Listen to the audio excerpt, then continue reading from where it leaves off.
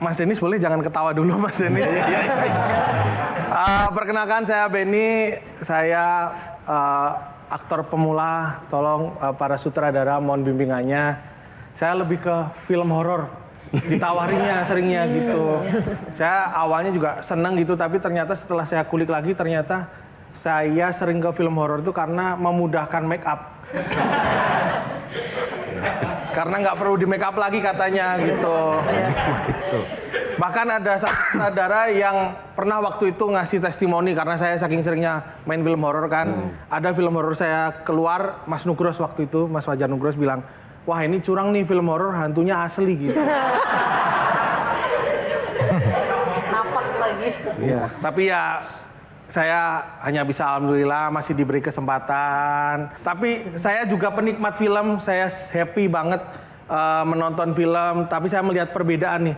Zaman sekarang film ramai banget dan persaingannya ketat banget ya. Bahkan banyak film yang belum sempat tayang di bioskop ngantri gitu.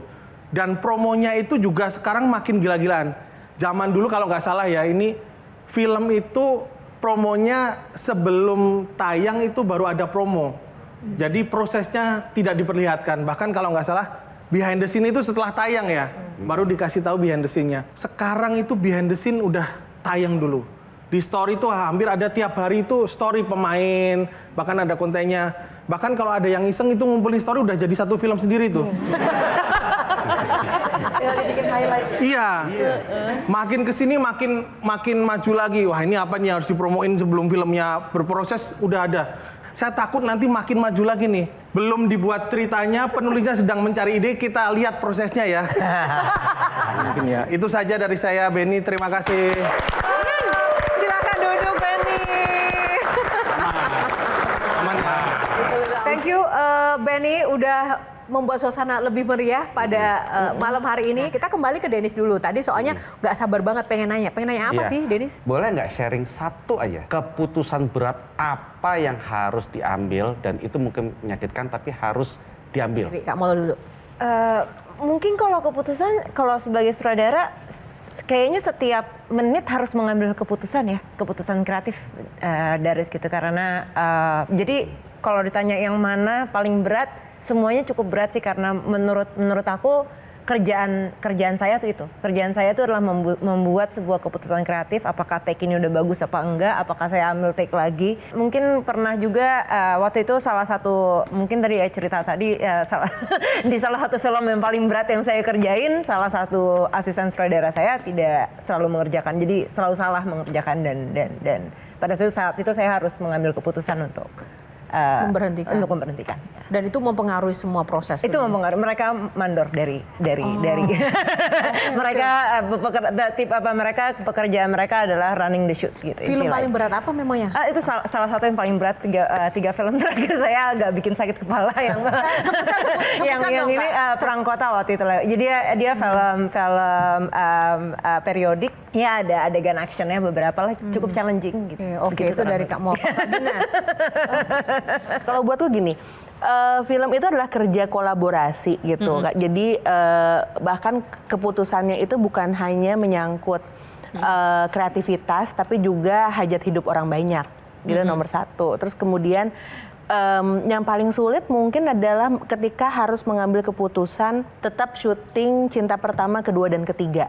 Di saat pandemi. Produser saya, Chen Parves Servia, waktu itu bilang, Gina kalau misalnya ini kita syuting kemudian berhenti, impact-nya itu bukan cuma film ini aja, tapi sebenarnya seluruh industri gitu. Jadi karena kalau nggak ada yang mau mencoba, terus kemudian bikin SOP penanganannya, terus bagaimana kita menyikapi suasana genting dengan kreativitas kita dan disiplin kerja kita, itu tuh sayang potensi industri film yang sudah lagi naik-naiknya di 2019. Apalagi kemudian bioskop pada saat itu ditutup dan kemudian berjangka kan bukanya nggak bisa 100%. Akhirnya pada saat itu alhamdulillah punya rekan-rekan produser dan kru yang luar biasa mau mikirin bareng, memutuskan untuk ya udah kita jalan, kita bikin SOP-nya, ada dan ada juga kesempatan, dia ada 2 SOP tuh, COVID sama satu lagi anti kekerasan seksual di set gitu, anti bullying dan anti kekerasan seksual. Tapi yang justru yang bikin deg-degan karena di Cinta Pertama, Kedua, Ketiga itu karakternya itu adalah kisah bapak sama anak dan bapaknya sepuh dan yang main adalah Slamet Raharjo. Itu stres karena aku nggak mungkin jadi sutradara yang keputusannya membuat Slamet Raharjo kenapa-napa gitu. Jadi akhirnya di situ belajar benar-benar belajar bahwa film itu tuh ketegangannya tuh bukan cuma masalah kreativitas tapi bagaimana membangun sistem yang lebih baik. Tapi akhirnya yang paling mengharukan karena kita break kan film kan, tuh benar-benar pada saat itu kru tuh saling jualan, saling beli untuk mendukung ekonomi masing-masing. Terus saya ingat banget saya hari pertama saya gugup di meja, terus saya kayak buka nasi box karena belum bisa untuk ngurangin resiko penularan, nggak boleh prasmanan, jadi buka nasi box. Terus kayak yang berdoa gitu dikasih keyakinan. Terus kemudian ada driver, supir duduk gitu di samping saya depan, dia nanya, "Mbak sutradaranya?" "Iya," gitu. Terus dia bilang, "Makasih ya Mbak, keluarga saya bisa makan lagi." Luar biasa.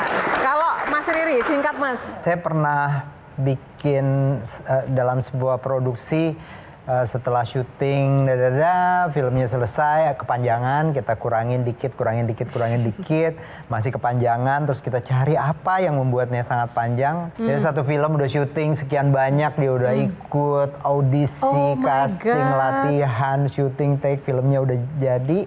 Tapi terakhir saya harus datang ke dia bilang, "Maaf ya, kamu nggak jadi ada di film ini." Film apa sih kalau boleh tahu? Film Gi waktu itu.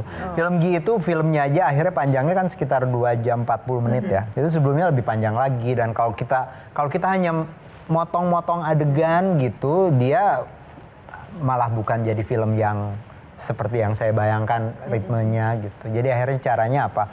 Kalau karakter ini kita lepas, kita dapat 30 detik di sini, 1 menit di sini, ini jadi hilang, satu tokoh hilang. Dan itu paling kebayang nggak? Paling berat buat Mas. Oh iya itu. Tapi itu bukan cuma akhirnya kami biasanya berdiskusi dengan sangat serius, kita ajak ngobrol gitu. Tapi kalau diperhatikan di DVD rilisnya Gi itu ada adegan deleted scenes. Nah, tokoh itu ada di deleted scenes ya. Jadi untuk istilahnya untuk menjelaskan bahwa dia pernah partisipasi di film itu, kita masukkan di deleted scenes di DVD waktu itu. Benny pernah mengalami di delete gitu nggak sih? Kayaknya di blur mukanya.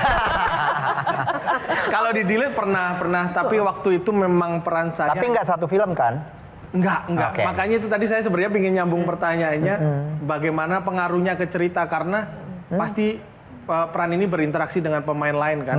Enggak, itu bisa ternyata. Bisa. Jadi kadang-kadang ada film yang banyak tokoh berjalan gitu ya. Dan ya sebenarnya tentu saja ada juga adegan yang interaksi itu yang harus kita angkat gitu. Dan itu karena itulah filmnya bisa pendekan dikit gitu. Kalau dibandingkan dengan mungkin Amerika, Hollywood, mungkin industri kita mungkin masih masih jauh dari sisi industri ya. Yang diinginkan oleh seorang sutradara di perfilman Indonesia, terutama di proses produksinya yang sampai sekarang belum keturutan tuh apa sih?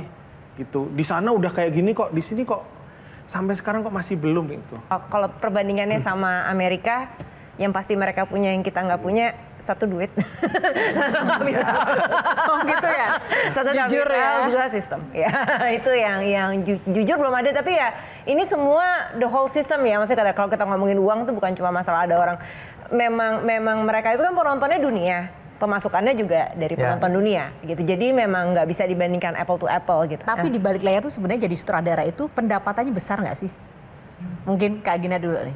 Wow. Ternyata dong, to the point aja kan, pengen tahu kan. Nah, Tapi kan saya nulis sama ngedirect ya. Jadi kan double income. Lumayan lah gitu. Tapi sebenarnya mungkin ada beberapa titik yang ketika besar, tapi kan belum tentu dia kalau jam waktu kerjanya panjang kan juga jadi beda gitu. kalau Mas sendiri? Yang pasti sangat bersyukur ya. Maksudnya banyak banget yang saya dapat dari menjadi sutradara. Maksudnya saya bisa ada di sini, bisa anak saya bisa sekolah sampai sekarang ya satu udah lulus dari perguruan tinggi, satu masih kuliah gitu. 25 tahun bekerja saya membuat 17 film udah gitu. Tentu saya dari 17 itu tidak semuanya istilahnya box office gitu. Mungkin yang box office cuma 4 atau 5 dari 17, bayangkan. Tapi saya mendapat banyak hal. Saya kadang-kadang menjadi sedikit lebih tahu tentang sebuah persoalan sehingga saya bisa bicara juga tentang misalnya aktivisme tahun 50-an karena saya pernah bikin GI, atau saya jadi ngerti tentang kawasan-kawasan di Indonesia karena saya pernah bikin Laskar Pelangi, saya pernah bikin Atambua, saya pernah bikin Humba Dreams di Sumba gitu. Jadi itu kekayaan sih buat saya. Kekayaan. Tidak bisa diukur dengan hanya materi ya teman-teman. Mungkin bukan cuma uang kali ya maksudnya, kan pendapatannya gitu. Kan sutradara tuh punya side effect nggak sih ke diri pribadi gitu atau kesehariannya? Lumayan sih, maksudnya kalau berteman ya cukup dapat. Maksudnya maksudnya dalam hubungan sosial tuh cukup yang karena tadinya dulu zaman sekolah saya kan lumayan nerdy ya gitu istilahnya. Jadi bukan yang apa ya agak awkward gitu apa istilahnya gitu. Jujur setelah jadi sutradara menurut saya perhubungan sosial dengan berteman itu cukup lebih mudah barangkali ya, kata yang paling tepat ya, lebih mudah. Karena memang dituntut harus bergaul begitu ya? Iya, maksudnya bergaul pasti ya, apalagi kita bekerja apa segala macam gitu, dan saya juga punya teman-teman yang di luar film gitu. Somehow ketika karena mereka misalnya mereka ada yang pernah nonton film saya, kayaknya mungkin jadi lebih mengerti saya seperti apa orangnya dibandingkan mengenal saya cuma dari penampilan luar atau cuma dari perilaku sehari-hari. Sama keluarga juga jadi lebih ada pengertian. Somehow karena menjadi sutradara mungkin kalau saya selalu bilang menonton film saya itu seperti mengenal sutradaranya gitu istilahnya. Kan gitu maksudnya jadi kayak meskipun kita nggak pernah ketemu gitu, tapi pernah nonton film saya kayak kenal gitu sebuah sisi dari saya. Kalau nonton fiksi agak ngeri jadinya ya. Iya. Ya, mengenal Kapolri. Nonton Marlina nggak ya? Ada kepala dibawa-bawa kemana-mana gitu. Marlina mungkin ada alasan moralnya ya, tapi fiksi kan lumayan. Iya. Itu saya masih umur 20-an waktu itu jadi. Udah berbeda berarti. Oke, ini kalau satu hari di set bisa diulang, bagian apa di film apa dan mengapa ingin mengulangnya? Apa? Silakan kamu. Endingnya fiksi. Apa? Endingnya fiksi. Oke. Endingnya ya. Kenapa Mol? Kenapa? Mau gue ganti ya? Boleh Diganti ya.